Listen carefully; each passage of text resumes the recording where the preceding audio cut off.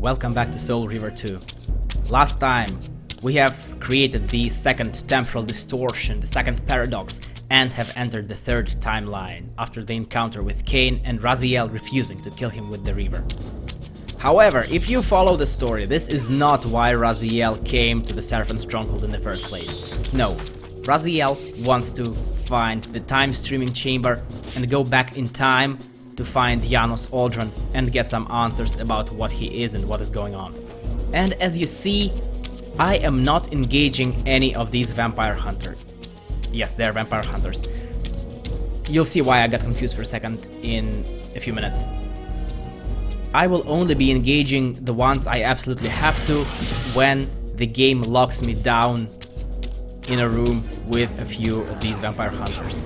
In addition, I actually scratched that. I was about to say that I was going to fight the dogs because they're fast, but I have found a way on this specific run to run away from them by jumping.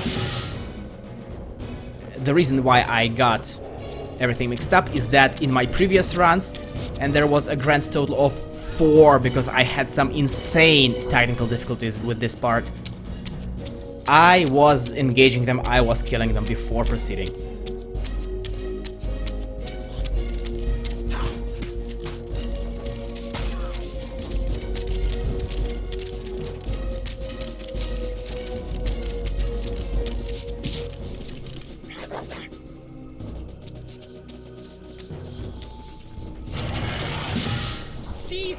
Before we get where we get, because once we get there, there will be no time to talk about that, I think I should say right now that the next, I think you could say, act of the game, which is where we will be entering once we reach the time streaming chamber, it will be preceded by what I think is one of the most brilliantly written bits of dialogue for Raziel.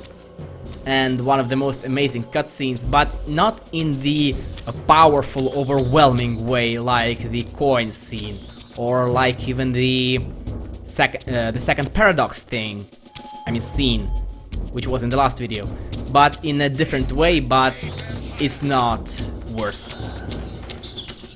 It's just as good, in fact. Everything else that will come to happen, I will address that when we get there, because trust me, there will be ample time to do so.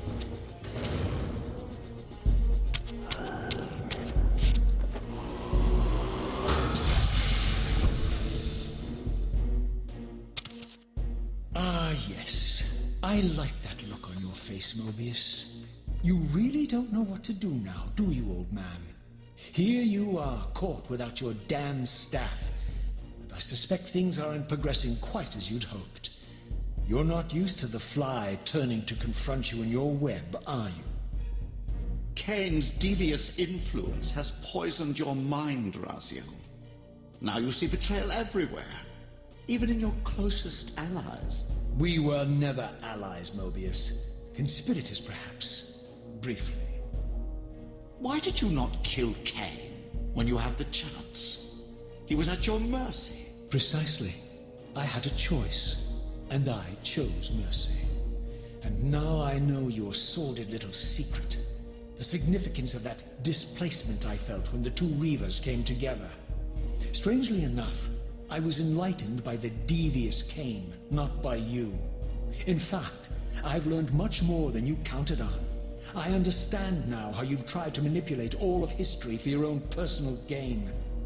But now all your little schemes are whirling in ruin around you, aren't they? All because I chose to exert my will for once, rather than obey the demands of sorcerers and spirits and demons, all singing the same tiresome refrain, "Kill Kain." I'm setting my own path from here, Mobius. I intend to discover the truth behind all of this. But you condemn us all with this impetuous act. Hardly impetuous. It took all the will I could muster. Has my refusal to kill Kain reshuffled your carefully stacked deck of cards? You really think that you're exercising your free will, Raziel? You're simply Kain's servant. I do not serve Kain. I merely did not kill him. Raziel, do not forget your purpose here. You are destined to be the savior of Nosgoth. Oh, I'm sick of hearing that particular phrase. As for saving Nosgoth, so far I see precious little reason to bother. And I'll choose my own purpose from here on out, Time Streamer. Right now, I choose to manipulate you for a change. Go. In there. What are you doing? Come, Mobius. You're a cunning serpent. You'll piece it together, I imagine.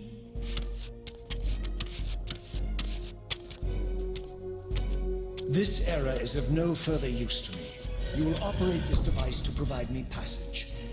I want to see the world in a simpler time, before the Sarafan began their crusade. And what about Kain? You're leaving your core behind. You kill him if it's so damned important. You need only touch the 2 poles of the switch, and the device will transport you. But I urge you to reconsider. You've lost your powers of persuasion, old man. Rot here and forget me.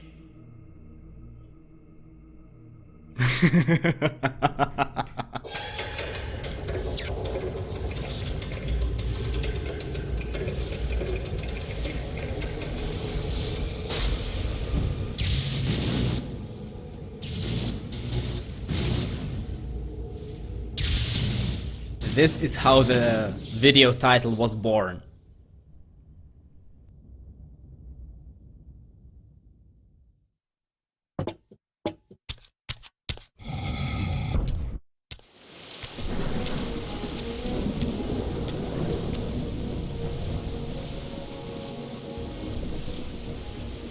Even as I emerged from that infernal time-streaming chamber, I suspected treachery. The stronghold was vacant, derelict, abandoned.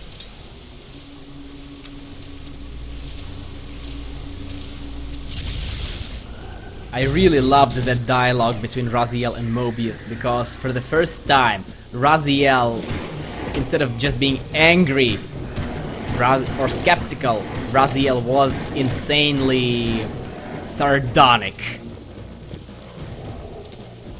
Yeah, that was amazing. Now, this part, we are now in the second act, you could say, of the game, of Soul Reaver 2. And this part, this era, is populated by the demons and by the demon hunters. The demon hunters are just a slightly modified, slightly evolved, you could say, version of the vampire hunters. And they're that in terms of both the gameplay and the universe lore, because they are the descendants of the vampire hunters. And the demons. Now, the demons are what makes this game extremely frustrating for most people beginning from this point on, because we will be encountering them in the remainder of the game a lot. However, I am not people. I am a crazy moron who plays this game on keyboard and mouse and who is a goon on top of that. So, while for most people not dying here too many times is mostly a matter of luck, because these things are almost impossible to defeat with weapons. So the first instinct for everyone is to use the Reaver. I would advise against doing this. I would advise against using any weapons or the Reaver. The reason is mobility. Raziel's claws attack a lot, well, comparatively a lot, faster than any weapons do, including the Reaver. As a result, when you use the Reaver, you do dispose of these demons much quicker than you would with claws or with a different weapon. Yes, that is true, but you cannot regain your health via souls because the Reaver consumes them, and in addition, the Reaver itself will end up starting to drain your souls. I mean, your energy. I'm sorry, that's one thing. And the second thing is that the Reaver attacks... the Reaver takes much longer to connect the blow. And as a result, while Raziel is in the middle of the swing, he will take a hit. Even if his own hit will register, which will often happen. And sometimes it won't happen. And as a result, that is what makes the game from this point on extremely, insanely frustrating for most people. But I am me, I found some workarounds. I find the strategy. And it can be summed up in a few key points. First of all, do not ever get surrounded. If you are surrounded, you are screwed. Period. Preferably fight no more than 2 of them, and you will see that throughout this entire video, I will, with the exception of one situation where a battle 3-on-1 is forced on you, I will be splitting these demons apart from each other. That's one thing. The other thing is constantly attack and jump around them. Be mobile. As you can see, I am flinch locking the demon here, which is something that you cannot do with a weapon. You can only do it with claws because how quickly the claws attack, how little time does it take to connect. The difference in absolute measurements is a split second, but this split second makes all the difference, believe me. I will not go into the spectral realm once until we get out of the Seraphim Cathedral. If you have played this game, if you have seen any other Let's Plays of this, you realize that I know what I'm talking about. And finally, do not ever engage in these massive skirmishes between the demon hunters and the demons. Because if you approach them, they will stop fighting each other. Raziel is a trigger for both of them, and they will all start focusing their attention on Raziel. Yes, it is going to sometimes, if you are unlucky, take a while, maybe up to a minute, but it's always worth it to wait for them to duke it out and for the demons to take care of the demon hunters. And the final point, be extremely careful with the weapons.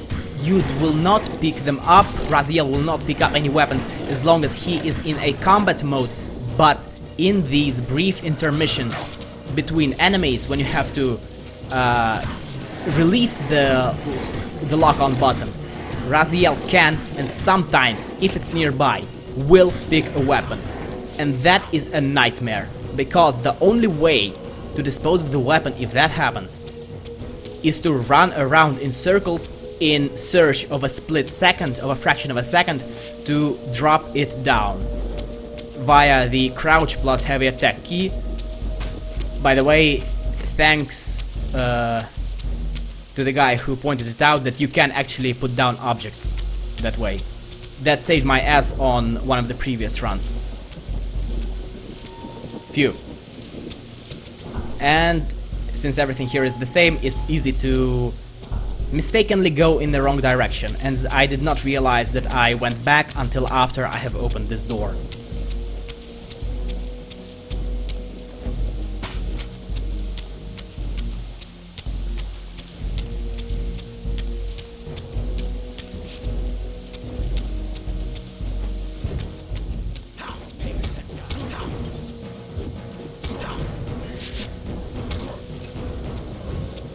As a matter of fact, I will even not skip the enemies, the fights that I could potentially skip, such as this one.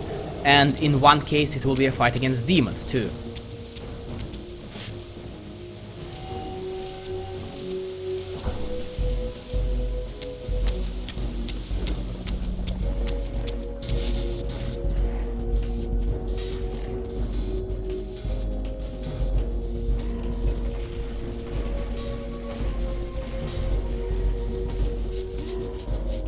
Yes, this is a bit boring, but this is the only viable tactic in fighting through this part of the game.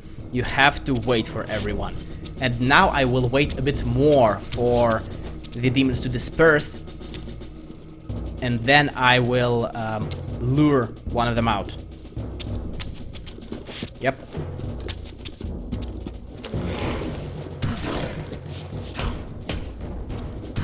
One thing that I want to try to do, and I'm honestly not sure whether what the result would be. But I would really like to compare how much time does it take to play through this part like this, and conversely on the other side, how long it would take to dispose of all these demons via the Reaver. Because with the Reaver you are taking care of them quicker, but you are losing time on having to, well, having to die occasionally, having to go back to the spectral realm to recover the health and get back into the physical realm where you can open the doors. I am pretty certain that my way is faster, but I cannot vouch for that, as I have never ever timed myself playing back when, years ago, when I was doing what the general public does. Oh, another thing.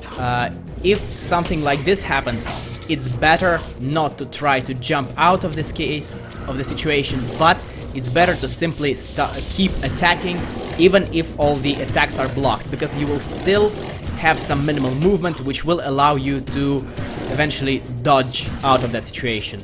I mean, just to use the move dodge.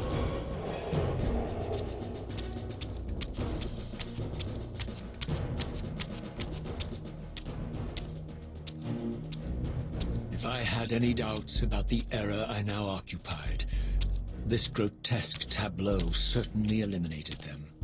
For here was Mobius, long since murdered by Kain, lionized and beatified as the martyred leader of his bloodthirsty crusade.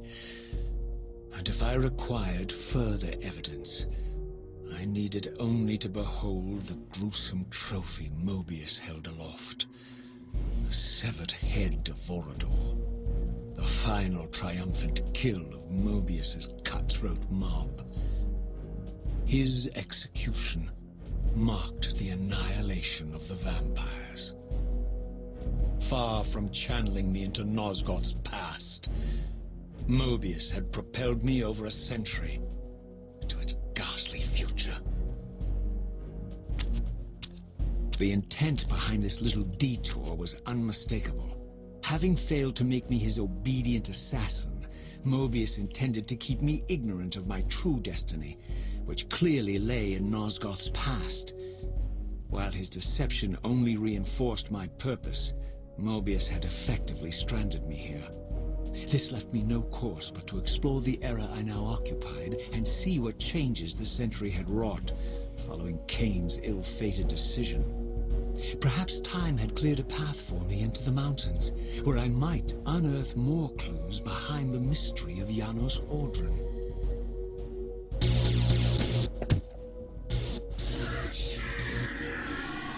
Requiescat in pace. I mean, well, come on. Of course it sounded in Ezio's voice in your head. It's 2016. Although, I'm pretty sure that it did not sound like that back when the game was released in, what, 2001, I think? And there is one last principle as far as fighting demons goes, at least these lesser demons. There's also a very big variety of demons which we have not yet encountered and which I have no idea so far how I'm going to approach them. One final principle for these demons is to keep attacking them at all costs. In order to, when they start blocking your attacks, especially the gas demons, the green ones, you will sometimes be unable to get an opening simply by pummeling them. You will flinch lock them, but you will not accomplish anything. That's when you have to start to jump around them via the dodge move.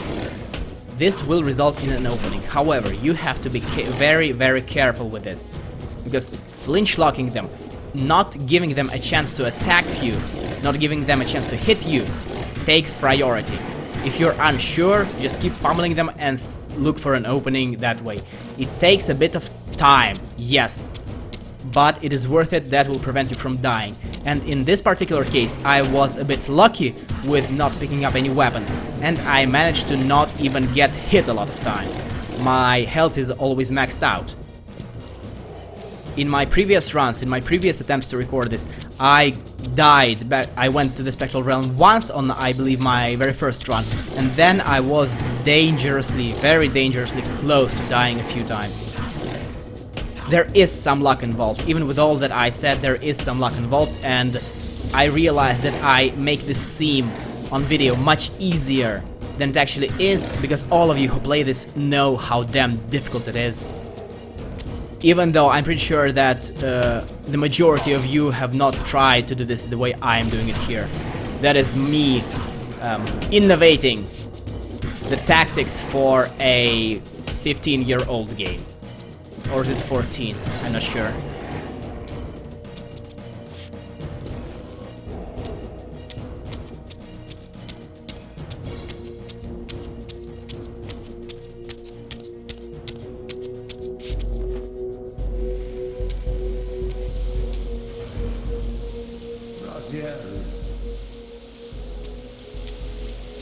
What pathetic charade is this now, Mobius? No charade, Raziel. Only the entreaties of this martyred spirit. Your pleas mean nothing to me after all your deceit. You have propelled me into Nosgoth's future, Mobius, and left me stranded here. I am truly sorry, Raziel, but it was necessary. Consider it the last valiant act of a doomed man. You have strayed from your purpose, and now behold the result. Gaze upon the wasteland you and Kain authored together.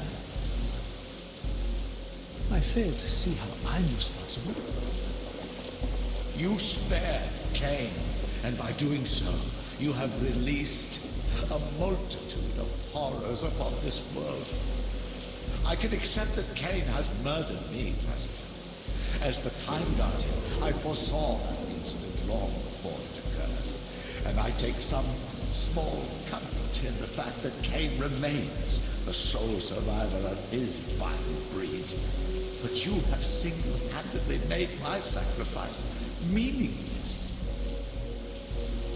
Your argument is disingenuous, Time Streamer. I cannot see how killing or sparing Kain's future self would alter these events. This wasteland was created by Kain's original refusal at the Pillars.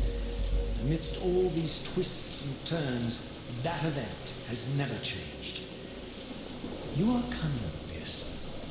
I think you've gotten tangled in your own way.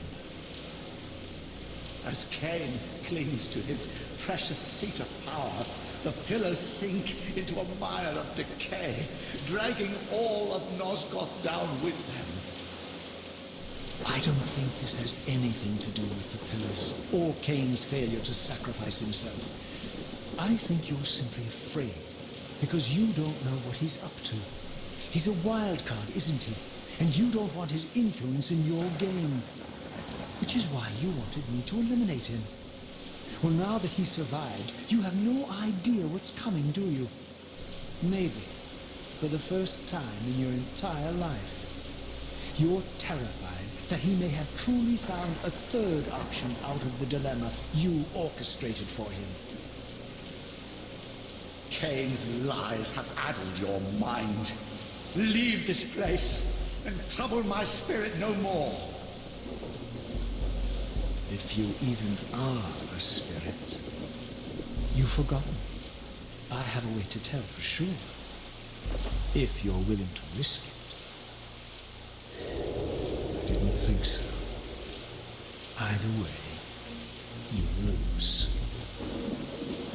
I like how Raziel went in a matter of 20 minutes from having a spectacular plan of the what could possibly go wrong category, which is letting Mobius set up the time streaming device to propel Raziel in a different time period, to being able to actually listen to him and see the logical fallacies and the inconsistencies in Mobius's speech, in what Mobius is trying to convey to him.